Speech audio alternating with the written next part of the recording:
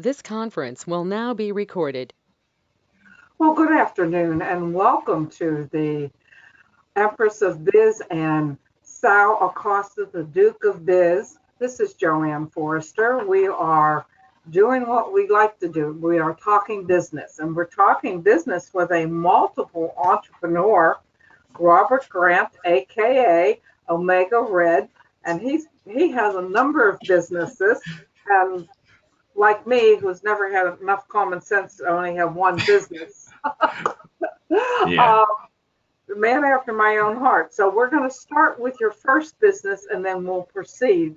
You are the owner and consultant with WNY Merchant Consulting. Welcome, Thank Robert. you. How Thank are you. you today? Good, good. Thank you for having me. I'm honored. I'm appreciative of you giving me this platform to speak about my story. Well, tell us about your this first business, WNY Merchant Consulting. What is that? Okay, so back in like before AD, they used to call them merchants, right? That's what they call them. You trade in goods. So, let's go forward to 2020. So, merchants are pretty much business owners. Okay, so I created this company, this consulting business called WNY Merchant Consulting. So, what I do is I consult businesses and merchants, and I provide credit card processing for them. But I just don't provide credit card processing for them, but I also provide consulting and problem solving and solutions. So I provide POS systems, credit card terminals, mobile credit card processing. I do virtual terminals. I also do API integration and e-commerce. So basically, that covers all types of processing platforms for all types of businesses, big or small. So I work with medium size, large. I do a lot of B2B. But I wanted to become more of an advocate for the small and medium size because I feel like they get lost in the sauce and they also get like high billing because they do lower volume. So I worked for a lot of 500 Fortune companies, and they all seem to have this same mission statement, how they're different from other processors. And what I come to find out that they're all the same.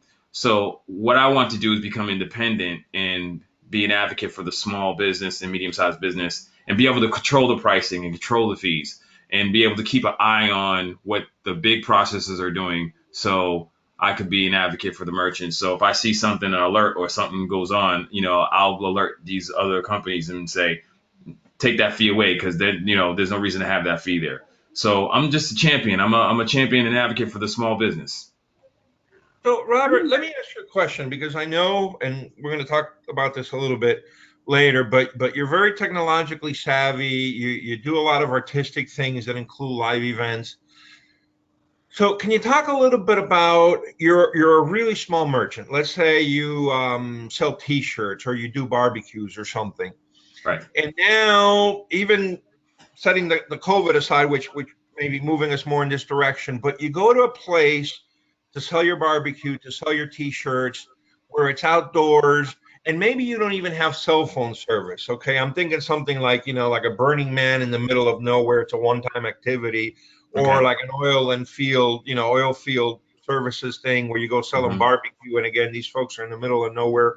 There's no cell phone service. What technology or how can they process credit cards in that environment? Okay, so the only way you can do that if you don't have like a cell phone or anything like that, it would be a wireless terminal. And the wireless terminal would be connected to it would be connected to a phone cell service like AT&T or Verizon or T-Mobile. So if they don't have a cell phone, they will have cellular capabilities with that standalone terminal. So I do a lot of farmers markets, it's situations like that in bazaars. So a lot of people do have connection to a wireless Wi-Fi, but if they don't, they just have the wireless terminal. There is a wireless fee cost to it, but it's small, like $12. But now I have a program that they can use that type of solution, but I can eliminate their processing fees. But they no matter what, there's always going to be a hard cost when it comes to like wireless fees. Mhm. Okay. Yeah, I was just wondering because again, Yeah. I think a lot of these outdoor events may be far away from a hot spot and normal cell phone and whatever are going to become Yeah. more common now. Yeah, so a lot of I mean, I've been telling the industry and merchants for the last 5 years where, we're headed, for like e-commerce, online processing, mobile apps. A lot of my clients, during this pandemic, they thrived through the pandemic because of the fact that I had them set up. It was laid dormant, but they called, Rob, we need to do this. I said, all I did was flip the switch, and they were up and running. Now, a lot of clients or potential clients I talked to in the past that was rejecting about innovation, I'm sad to say, but a lot of them they had to close their doors, you know. So as a business owner, you always got to be innovative. You always have to think about the next thing. And being a small business owner too, you want to be able to compete with the bigger brands. So these services and technologies that's available, like, take advantage of it. One of the things that I see when you talk about small business owners having to close is we're often very innovative. And I've seen some real innovations here. And I suspect that there isn't a garage somewhere. Someone is inventing the next new wave for us. Hmm. What do you see that your clients are doing that is innovative? Well, a lot of them are using social media now. And another thing that's really important, and a lot of people don't think it's innovative, but tapping into your community. If you don't like get involved with your community and you don't give back to your community, to like nonprofits or like events, or do something like or network, it's going to be hard to sustain your business, because it's like going for presidency. When you're a business owner, you want everyone to vote for you and want root for you to win. So in order to do that, you gotta go out in the community and meet the people. Once you build that personal relationship with them, they'll come by to your store and support you. So, and then when you donate to nonprofits, you get exposure from that, and they know that you're trying to help the community, and the community supports you as well. So What's your favorite nonprofit? You're on a board of one, right? yes, I'm currently on the board of the Boys and Girls Club. I'm also on the board of sports and entertainment in the city of Boston. Um, I'll be honest with you, I don't know if I have a favorite nonprofit, but I think what I like to do when I'm on a board of nonprofits, I like to collaborate with other nonprofits that have the similar mission statement. Because I noticed like some nonprofits don't really like to work together, but you're stronger together. If you have the same type of mission statement, it's great to work together, because then you can combine all your contacts, all your resource, and you can generate a lot of revenue, and you can split that revenue between each other. How did you decide? I mean, did they approach you and said, "Hey, would you like to be on our board?" And how did you decide? Okay, let's face it the other way. I can engage with a multitude of nonprofits out there that have all kinds of missions and social missions and purposes. Why did you choose these two in particular to provide your time and expertise? Well, I had personal relationships with people that were on the board already. So like I'm a part of a lot of different organizations, but when they heard my story, they wanted to talk with me, and they thought that they want the Boys and Girls Club, definitely they wanted to have more people that represented of color. So they and plus my background, they was like, we think we would be a great addition, and at that time I never did anything for nonprofits, and I felt like I've been blessed on my journey in life to experience a lot of things, and I felt like it was time for me to give back. So that's why I decided to do it. And then the sports entertainment one, that one came from I don't want. We'll save this, but they contacted me because I did something very big in my city, my hometown, and I was approached by the city hall, and they wanted me to be on the board, and they wanted me to do an annual event representing my aunt at the time. So it's still going on. We didn't do it because COVID, but that's how I got approached, for those two nonprofits. Right now, nonprofits are, because I'm on the board and I'm president of one, and I often, when you say collaborate, we often, one of our organizations, we raise funds for groups for women and children, and there's one of the nonprofits that I support is a housing, and then another one has a thrift shop and has a number of stuff. So putting all those resources together, especially now, is absolutely crucial. Mm-hmm. Yeah. I agree. Yeah. see for the future for the credit processing business?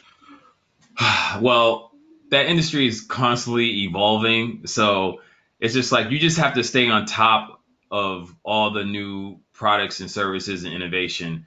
I can't tell you where it's going. I just have to navigate it as it changes, right? So I just have to stay on top of what's new and what's coming out. So um, I mean, I was telling people about the e-commerce and the mobile apps and the m-commerce and stuff like that for the past 7 years, and that the growth spiked straight up. So I don't know what's going to come after, all this electronic, mobile apps and all that stuff. I mean, I'm just as curious as you are, but I'm a quick learner, and I constantly adjust and adapt. So whatever they got coming, I make sure that I try to learn as much about it as I can, so I can be educated. So let me ask you this question. When you look at what I call as an outsider, sort of the traditional credit card processing systems. Okay, you got Visa, MasterCard, American Express, let's say, Mhm. and I know behind them there are some people, 3 or 4 entities that do the actual processing. But then you also have people that I'm going to say are trying to short circuit the process. Let me say it that way. People like PayPal or Apple Pay or things like that. What do you see right now as the biggest competition to what I described as the traditional credit card processing, just a piece of plastic in your wallet that then goes through these sort of traditional processors? Okay, well, you're in luck because I have a diagram to show you exactly kind of what you was talking about. So I don't know if I could share the screen for a minute just Sure. to talk about it. Absolutely. But just give me 1 second. I'm gonna just open this up on a smaller screen for you so I can, because what you were saying, you was on the right track, but this is how it actually works. So how do I share the screen with you guys? Just hit the one that looks like a computer terminal. Okay, cool. All right, I'm gonna do that right now. Okay, share screen. Okay, here we are. Share. All right. And I'm gonna go. Can you see that? Oh, cool. Yes, we can see it now. Okay, cool. And I'm So glad you're here to explain it. okay, This cool. is the So first time. all right.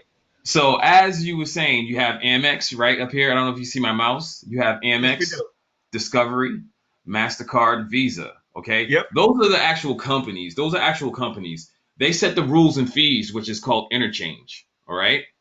Okay. So right underneath them, you have the merchant service providers, like First Data, WorldPay, Heartland. You'll hear those are like direct processors. Those are the people you hear a lot about, Vantiv. Okay. Right underneath them, you see the R's that are circles. Those are resellers. Okay. They resell the services for the MSPs and the banks. So right here where you have these little, money signs, those are the banks. The banks takes the transactions. That's how they get paid. They get paid off the interchange. Okay. So what happens is that the bank resells the services of the MSPs and the resellers. So some people will say, "Oh, I'm with my bank." They're really actually not with the bank. It's illegal for a bank to own a processing company because it's called like I don't know when you corner the market. I forgot what its name, but I know Bill Gates and they were having issues because they were becoming a huge conglomerate. Oh, So like antitrust and right. monopoly. A monopoly, right? So that's why they're not allowed to own it. But they can own companies to lease equipment. So you'll see a lot of them leasing equipment and stuff like that, which is I don't think is a fair thing to do to the merchant because a merchant can just buy a piece of equipment and if they lease it, they pay 3 times as more with the cost of the terminal or the software solution. So you have these resellers, right? Okay, there's about 2 to 3 thousand resellers in America. Some of them are POS. Some of them can be uh, just regular third parties like PayPal, Square. You also will see a lot of POSs that resell the services. They'll sell the POS, but then they'll connect to the MSP or they'll go directly to Amex because Amex, if you do like over $1 million, you have to go directly to Amex. But what also happens is that a lot of these resellers resell, they outsource the customer service. So the customer service could become convoluted because you think you're doing business with one of these resellers when it comes to customer service, but they're outsourcing it. So what I like to do is base things on foundation of transparency and integrity and deal directly with your business. Okay. I become the customer service and I base things on technology and customer service. That's our main priorities. So I'm going to stop sharing that. And that's how the industry works. Cool. Well, I'm glad we got that explanation, and I'm glad we had you to walk us through that diagram. Yeah. So basically, what you do is cut out the middleman in your direct customer service. So as a consultant, I went independent. So I'm considered a third party, but this is the thing. I can control everything. So you're dealing directly with me. So Mhm. a lot of agents you'll see that sign up a merchant, you'll never see these people again. They'll sign you up and be on their way. Because a Right. lot of people that get into my business, they think they're gonna get a quick buck, and that's not how it works. And they get really frustrated. They might sign a few people up and then they're gone like in 6 months. I've been doing this for 11 and 12 years now. So the reason why I'm able to do this is because I've been honest with my clients. I've been transparent with them. And if I have any issues or any problems, they call me and I solve them. So you're dealing with me directly. So if there's something technical that I can't really solve, I'll have them call customer service, but I'll be on the phone to guide them through it. And then they're comfortable calling themselves, they can call themselves for technical service. But usually I call to my merchants for about 6 to 8 months just to make them feel comfortable calling customer service if I'm not available. But most of the time, I'm available 90% of the time. And you can see that through all my social media. You'll see how people praise me on my customer service and being personable. Most of my clients and customers, they become friends of mine. So I give them business, I help them grow their business, I put other solutions and I bring other people into the equation to help them grow their business. Let me ask you a question, and then I think we'll move on to the, because you have a very strong artistic component, and I want to make sure we talk about that too, because that's going to Mhm. be very fun and interesting. But before we jump into that, maybe one last question. I know there's been a lot of talk, let's say, about now the merchants being able to pass on the fee to the customer because right Mhm. now, traditionally, the merchants have absorbed it. And you can tell me better, but it's, whatever. Let's just call it a 3%. Mhm. Especially on the smaller type purchases, that can really eat into the profits of a small business. Correct. I know there's been now systems and legislation and a lot of talk about passing that on to the customer. Mhm. Are you seeing a lot of that? Because I see it in these sort of business meetings, but at least when I've gone to buy something, I haven't really run into it. Right. So, yes, I've seen a lot of it because why? Because I'm signing a lot of people up. Right. So it's called cash discount. Um, Now, a lot of people are doing this already, but they didn't realize it. So if you ever had to pay a ticket at the municipalities, right, you had to pay assessment fee, right? So it was legal for the municipalities to do it forever, right? So now, like you said, legislation passed. Now the merchant can pass the costs on to the customer now. And now because of this COVID issue, merchants they don't want to absorb that cost anymore. And they used to get a little pushback. Oh, my customers don't like this, but if you have one or two customers that's complaining, you have the option to take the button off, take it off, and they don't have to pay that. But when merchants realize they're saving 100% of processing fees, a lot of my merchants were paying 1,200, to $800 in processing, and it goes from 800 to zero. Mhm. So that's like, a lot of my merchants and my clients are saving $20,000, $30,000 a year in credit card processing and more depending on how much volume they're doing. So that money can go towards marketing, it can go toward rebuilding, to renovating their business. They don't have to take out any more loans from credit card processors to have liquid cash. So it's like I provide that process and that platform for them to be able to do that. Cool. Yeah. So we noticed in investigating your LinkedIn profile, you do more than one thing, Yes, I do. which fascinated me. Well, Uh, thank you. which you have as I understand, you're doing disc jockeying, right?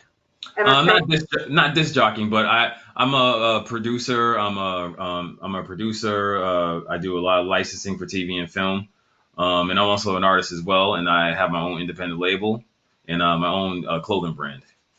Okay. Why a clothing line? Because as an artist, I feel like we're in the times where people don't buy records really. They do a lot of streaming.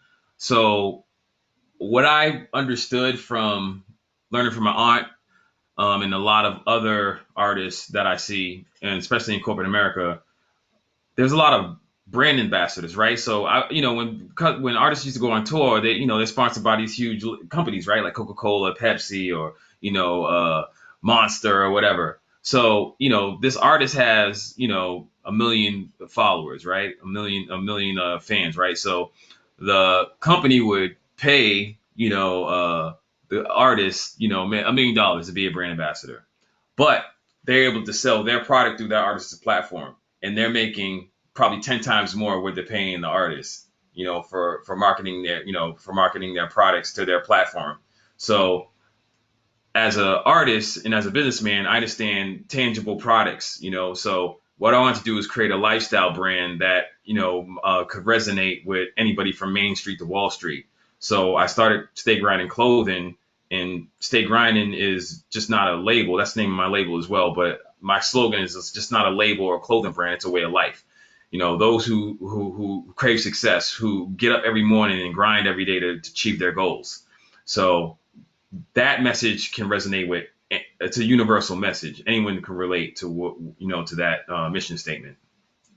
So let me ask you this: is your vision for achieving success, whether it's in a corporate setting or as an entrepreneur, an artist, athlete, whatever, that you have to grind it out, grind it out, grind it out every day and kind of stick to that process and that discipline, as Mm-hmm. opposed to waking up one day and hitting a home run out of the park and calling it a day? Right. So, some people can hit a home run, but you can't hit a home run all the time. So it's really about consistency, right? And even when you don't, even those days when you really feel like you don't want to do this, like or you just want to give up, you just what is it called? Believe in the process, right? Because I've had moments in my life where I was like, I want to quit this music business. I'm getting sick of it, and then all that hard work I put in, I get a call. Oh, we want to nominate you for this, or we want you to do a show, or we want you to do a feature, or I get a publication, and that would just make me like, oh, okay, I'm not doing this for nothing. So I tell everybody just have insane confidence and faith in yourself, and just believe in the process, and surround yourself around people who are trying to do what you're doing, that are doing it now or better than you, or doing on the same path or like-minded. So yeah, so basically, yeah, that's what it's about. So let me ask you just a quick question, going back to maybe something JoAnn said. So let's assume I'm a singer, Mm-hmm. okay, and I've got a fantastic voice in whatever genre I'm doing, but I haven't really recorded anything, come out on the radio. I'm not really famous. I just kind of feel that I could, and I have a good voice. So let's say I come to you. Mm-hmm. In terms of the soups to nuts of doing everything I would have to do to become famous and rich, Mm-hmm. can you do the whole process? Do you do parts of the process? And how much how much can you provide to me to help me through everything I need to do as an artist that is just literally just starting out? Okay, so first, that their mind has to be right. Like they have to want to really go through this process. I pretty much can help them with every aspect of it, but at the same time, they have to want to do this. So a lot of artists, they don't understand like it's hard work. It's not gonna happen overnight. So sometimes hard work outbeats talent. So they can be talented and have the gift, but if they're not willing to put the work in, because I put the work in. So what I do is yeah. So what I try to show them is become independent on their own and how to build their own brand But at the same time, they don't have to be famous to make a living in the music world. You can, I mean, I know a ton of artists that are big, and a lot of people don't really know about them because they were doing a lot of touring and stuff like that, and they build a small, a core fan base. So, I mean, they can make $70,000 to $80,000, and make a living off of music if they have the right system in place, and that's what I show them. Cool. You grew up in music, right? Yeah, I grew up around. I grew up in a very musical family and a very unique time in Boston, Massachusetts. So I was surrounded by like New Kids on the Block, New Edition, and of course, my aunt was Donna Summer, so I got to see a lot. And I'm related to Bobby Brown through marriage. And then my cousin wrote Good Vibrations for Marky Mark. So I had a lot of great examples of what success was. And, a lot of actors and, comedians come out of Boston, so, I mean, the bar was set really high, from where I was from. So I just grew up around all that. So, yeah. So it was just in my blood. So I grew up playing instruments. So my go-to was a saxophone. So, in high school, I played in jazz band and I did marching band and all those things. And You're then, a sax man, huh? mhm. So, yeah, so eventually, I was there. I mean, I was young, but I watched I was there when the birth of hip hop. So disco, jazz, all that kind of converted into hip hop, and I felt like I had more of a creative expression through lyrics. So that's how I got into hip hop. So my hip hop is not really I crossed all these genres because I'm a musician, so I understand music, and I don't really limit myself with music. So I'll have a song that sounds like a rock record. It will have some hip hop elements, but it will be predominantly rock. Same thing with jazz. Like, so any genre I cross into, you'll have 90% of what that genre is, and I'll add a little bit of rap into it. So what do you see next for yourself? Well, currently I'm working on my new album. It's the Red Tape Volume 4. I'm halfway through it. I'm gonna release a single. My first video, actually, by probably like I say 7 years, is called Master. That's like I'm introducing people to me, the new Omega Red. I like to reinvent myself every time I come out with something. So I lost a lot of weight, and then like I'm just ready for the presentation. So that's my next goal right there. My website's gonna launch pretty soon, and I'm ready to rock and roll. I kind of want to present my whole lifestyle brand and everything like that. So as an artist, I feel like it's only right for me to come out and push my agenda. So I was doing a lot of stuff behind the scenes, and with my publishing company, and I'm doing really well in that arena. And I also created lifestyles for other producers and artists, through publishing, having them be able to create a lifestyle and having economic freedom, working on the corporate side of the music business. So I did a lot for people. I was giving a lot for people and kind of putting my personal goals in the background. So now I'm kind of moving forward, and now I'm pushing my agenda and I'm coming out to the forefront. What I did learn, though, you have more power behind the scenes than you do in front of the camera. Now, let me ask you got this question, got a because book in you? this was my case. I will go on the record saying from fifth grade to the end of high school, I played trumpet, and Mhm. I did it in everything. I did it in the marching band, I did it in the jazz band, everything. And quite honestly, my teachers were saying all kinds of things like, oh, you could become a musician, you could earn your life as a musician, you could go into the military as a musician, blah, blah, blah. Mhm. Luckily, in spite of what my teachers told me, I recognized that I really didn't have any talent. That's just the simple truth. Have you ever been in a situation where you've had to say to somebody that has approached you and be that honest and that brutal with them and that candid and say, hey, listen, I'm not going to represent you, not because I'm a mean guy.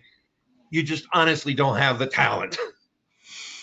I don't think I outright said that, but what I do tell them though is that they have room for improvement, and Ruben, I like that. they have room for improvement. And I run into some artists that just can't take the truth. I'm like, look, you need to do this, you need to do that, and a lot of them would get upset with me. But a couple of years later, once they kind of get in the industry and see how it is, and they've listened, and things pop up that I told them about, they come back out and reach out to me and say, you know what, Rob, you was right. I'm sorry, I was young. I just didn't understand everything at the time. But thank you for being a friend and a confidant. I just wasn't ready. So I mean, I try to inspire everybody because I feel like everyone has a gift. They just gotta tap into what that gift is and just have passion. But there are some people who are gifted in the industry that they don't have like God-given talent, but they have a gift. Like some people are good writers, but they want to be artists. They just don't have that look or whatever to be an artist. But they could be making money as a writer. They can write for people. They have to just be honest with themselves, like you said. Be honest with themselves. And if you really have passion for the music or the industry, it shouldn't matter as long as you're in the game playing the game, and you're making a living off it and making money off it, that, you should be happy with that. Because sometimes, like I had to, even for myself, like I knew how to take a back seat for a while. And I had to wrestle with that because I always wanted to be the artist in the forefront, have fame, right? And when I took a back seat for a while, I realized that, I truly love music and I have passion for what I do. So anyway, I can be in the game and be a player in the music industry. I'm going to do what I got to do and then try to figure out from that standpoint how to get back to where I was, right, as being an artist. So this here is what I'm here now, So it's all about accepting your truths, and then working on your craft. If people tell you that you need to work on this and work on that, actually take a look at them and see what success they had and see where they're at. Because I don't want to listen to somebody who hasn't had any success because they can't tell me how to be successful if they're not successful, right? It's like someone trying to tell you make $1 million. Like, do you have $1 million? You can't tell me how to make $1 million if you don't have $1 million. So that's the kind of thing. I like to give constructive criticism, but also if someone's giving you constructive criticism, look at what they're doing, and see what they're doing. To be, because I want to take advice from people who know what they're talking about. Well, as we've been talking almost 40 minutes, so what is the best way to get in touch with you, Robert? Okay, how everyone can get in touch with me, music or business, or both? Music or business? Okay, so how you can get in touch with me? All my social media, you can get in touch with me. It's for my credit card business. It's WNY Merchant Consulting. Once that pops up, once you Google that, all my social media will pop up. And then for my artist contact information, it's omegaredsupafan. So how you spell that is OmegaRedsupafan, Omega Red Superfan, and you can contact me on that on all my social media. And we'll put that in the description to the YouTube video. So if somebody's listening, don't write anything down. Just look in the description, and we'll put it all there for you. I appreciate that. Yeah. Hey, Sal, what's the best way to get a hold of you? Real simple. You can call me right on my cell phone, area code 484-358-9470. Again, 484-358-9470. Or you can email me, Sal, SAL459 @yahoo.com. Again, Sal459 @yahoo.com. And the best way to get a hold of me, the Empress of Biz, is I love to talk to people. Give me a call. The landline is 412-440-6969. That's 412-440-6969. And the Empress of Biz @gmail.com. Empress, EMPRESS of Biz @gmail.com. As our last question as a wrap up, for someone who's thinking of starting a business, and you've had several and successful, what's your main advice to them? Get the first thing you gotta do is get your autos incorporation. A lot of business owners, like a lot of startup businesses, they just don't have that stuff together. So I don't know if they want to talk to an attorney or wherever, but make sure you get all your articles of corporation together. And then from there, that's where you start. Okay. So what is your advice for someone who's just thinking of going into business and, going to want to live the dream? Okay, so it's not going to be easy. Okay, it's not going to be an overnight success. So they have to have passion for whatever it is that the business they want to get into. They got to have passion, because I've been in this industry for about 12 years, and I'm in it because I have passion and I genuinely want to help people. So that's what sustained me in this business, because I'm all about retention. Because with me, it's a residual based business. So if my client leaves, I lose money. So my job for me is to show passion, show compassion to my merchants as well, and show them I really care about their business and I want them to succeed. Sal, what about you?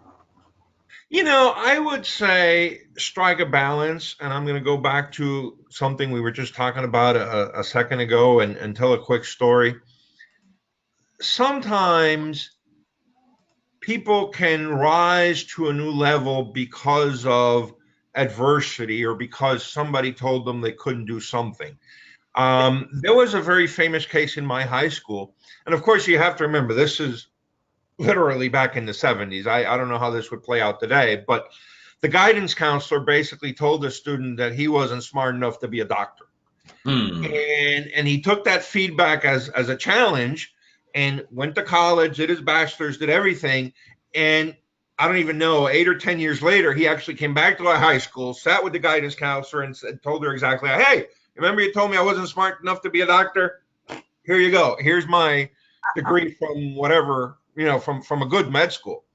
And I'm sure I know there's tons of stories out there about the same thing. Artists that somebody at some point said to them, hey, listen, you don't have the voice, you don't have the talent, you don't have the looks, the whatever. And they took it as a challenge, and they became a famous artist, or they became a famous musician.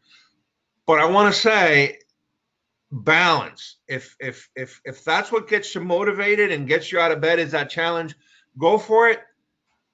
But don't bang your head against the wall forever, because the flip side is, if you're really not talented and you really don't have what it takes to be a doctor, then you're just going to frustrate yourself and waste a lot of time. So again, go back to doing a very honest introspection on your own, and choose to either accept the adverse comments as a challenge, or recognize that you got to change course. Mhm. Yeah, sometimes you got to pivot. Yeah. Pivot. See, you're very diplomatic. You have to improve. This is where you have to pivot. I like that. Yeah.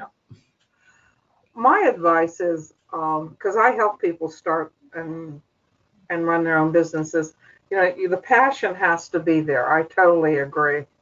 And you have to know your capabilities. I'm good at a lot of things. Sometimes I get in my own way because I'm good at a lot of things. And I think that you have to seriously pick the thing that you are very good at and then hire the rest. Get the support that you need, because focusing on what you can do and what you can do best and having the support so that you can proceed to be good is where I'm at. I mean, I've always hired an accountant. I've always hired a lawyer, even though I'm pretty good at it, because that's not what I do. That's not and whenever time I tried to do it, I got myself into trouble. So, Yeah, I totally agree with you. Delegation is great, and surrounding yourself around people that are great at what they do, and getting out their way, and that's what makes a company and an artist successful, when they have people around them that are totally amazing at what they do, so. so you want to do a wrap up, please? Yeah, I just want to say thank you to everyone that's viewing. We will have everybody's contact information in the description, so it's easy for you to connect with any of us that you would like to do. And just want to thank Robert, Omega Red Grant, for joining us today for this exciting conversation. I feel like We got 2 interviews for the price of 1, so thank you for that. No And, worries, no worries. It's been a pleasure. I'm humbled. an incredibly multi-talented person, so thank you for joining us. Thank you for even giving me the platform to speak. I really appreciate it. So anything I could do to help anybody out, and you, Sal, and you, JoAnn, I'm totally grateful. Stay on afterwards. I want to talk to you. Okay. All right, All right. Bye bye.